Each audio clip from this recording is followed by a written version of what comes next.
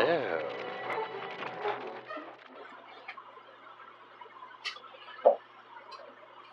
War movies. I suppose you have to define your terms to begin with. What's a war movie?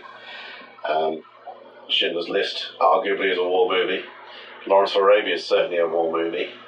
Of course, Reach for the Sky. But war movie music, what's the job it's doing? Well, that's kind of interesting, isn't it? To begin with, a war movie had to have, and I'm talking about the sort of 30s here, it had to have bugles and drums, basically. That's what a war movie was the idea of marching and of the army and of the Air Force. And normally a sense of heroism as well. That heroine sort of, that sound of a very, very beautiful, very noble horn sound, for instance. That's kind of interesting because where that's come from is actually romantic 19th century music. But this idea of a very noble Elgar-style horn tune going over a marching sound with side drum and the rest of it suggests not just heroism, but this might be a film we're going to watch in which the hero is not going to survive. War movies are almost always about the choice between sacrifice and not sacrifice. Nearly always. It comes up again and again and again. And I know it sounds reductive, but it's true. If you have invested in characters in a war movie, the only thing ultimately that you can find out about that character is, are they going to survive or are they not? Are they going to come out at the end? The idea sometimes that they're not going to is, part of the process of the film increasing its grip. Saving Private Ryan tells you he's not going to survive because nobody else has. We've watched almost everybody in that film being really, realistically killed. Whereas when you're heading towards the end of Von Ryan's Express and it's Frank Sinatra who's too cool to die, when he gets shot at the end, sorry, spoiler, it finishes the film actually almost on nothing. I don't think you even get a final credit play out because Frank's lying dead between the railway tracks as the train he's managed to save is heading towards Switzerland or wherever. So the music is not telling you so much you're watching a war film, it's telling you what kind of war film you're watching. Are you watching a war movie in which the pity is up front? Fine, well of course. Schindler's List, of course. One of my particular favourites, which didn't get paid half enough attention when it came out, I don't think, which is Gallipoli, Peter Weir, in which you have a really interesting mix of Jean-Michel Jarre used for the big attack sequences and the moments of the running, because running is a kind of theme that runs through the whole thing. But what do we see in the action film, in the action moments of Gallipoli? What we're hearing in the action sequences is Albinoni's Adagio, which is 200 years earlier than the events it's showing, but still there is this wonderful sense of a depth of pity. But of course you expect that. I mean, Gallipoli was a complete catastrophe for the invading troops. But even so, there's a wonderful sequence in Gallipoli where they're first arriving at the beaches and the soldiers are beginning to realise just how big this deal is and what they're really involved in. And having the Albinoni Adagio behind that does give you pity. It tells you they're going to die. Or if they're not going to die, it tells you that they're too young to die. Now that is a really interesting take because that's purely out of the music. If your war movie, however, is all about action and all about watching really spectacular stuff going on and people winning through or not winning through, well, it's interesting you have to come to the 60s then, where you're dealing with a kind of anti-establishment war movie, like The Dirty Dozen, or like Kelly's Heroes, where actually the music is already slightly taking the piss out of the whole war movie idea. It's a little bit too quick to hit those side drum and bugle tropes. And in fact, of course, with Kelly's heroes, they're a bunch of bank robbers who just happen to be soldiers who happen to know there's gold on the other side of the enemy lines. So there, the music is actually telling you this is a heist movie, as well as this is a war movie. It's interesting how the war movie trope of trumpets, bugles, and side drums particularly then gets used later to make a really strong comment about a film that's not a war movie. And I'm thinking here of John Williams' score for Oliver Stone's JFK. Now, JFK is first and foremost a detective story. It's about the assassination of John F. Kennedy and the attempt to try and find out who's responsible for it.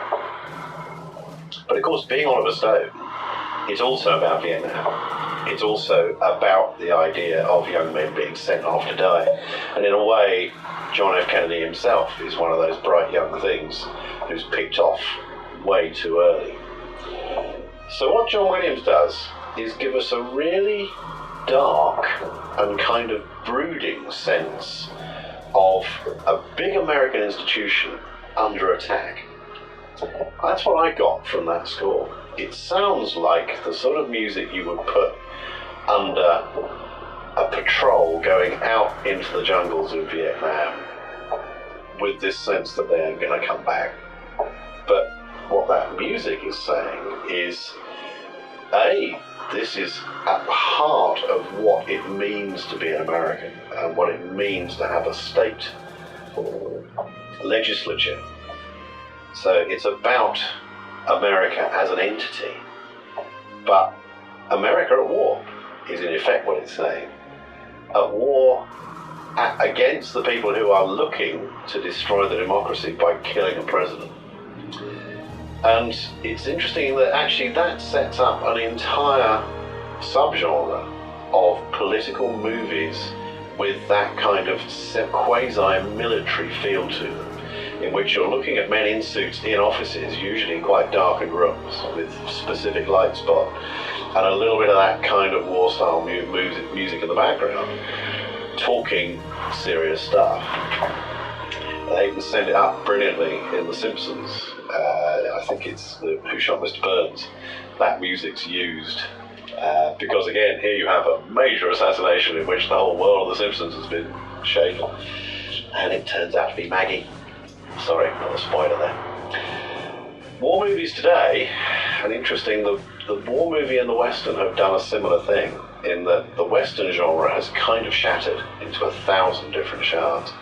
The Western as we knew it in the 50s and 60s and earlier was about good and bad, black and white, the guy in the white hat and the guy in the black hat. That's all gone now. Same with war movies, really, because war can no longer be said to be a good thing or a bad thing. It's never the right thing to do, absolutely. But back in the day when it was, and I'm thinking here particularly of flying movies, there you have the great Ron Goodwin in Britain producing fantastic music for stuff like 633 Squadron, Battle of Britain.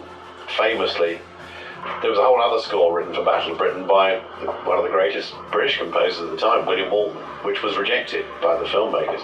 And it was only because Olivier, Laurence Olivier, a great actor, threatened to walk off the film entirely and have his name taken off it, that Walton was given the go-ahead to at least have some of his score used in the film.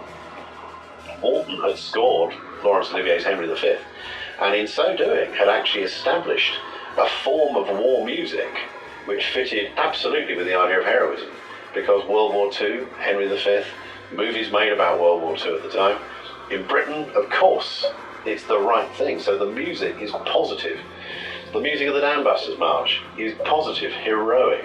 The music of 633 Squadron, it has to be done. We have to do this. This is a necessary sacrifice.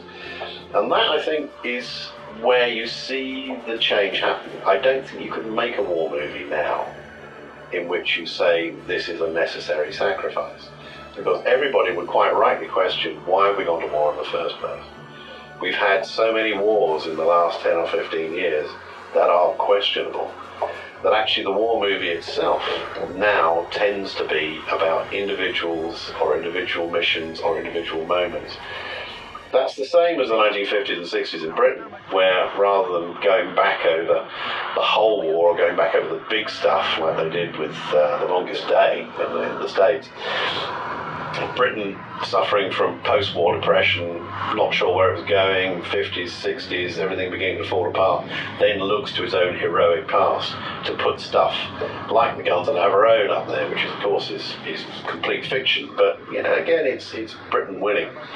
In America, as soon as the Vietnam War's happened and America has kind of been really destroyed as a kind of as a war-making power by Vietnam because of so many deaths, of so much split home population about the war itself, that when America wins the war, what's it going to be? It's going to be Star Wars.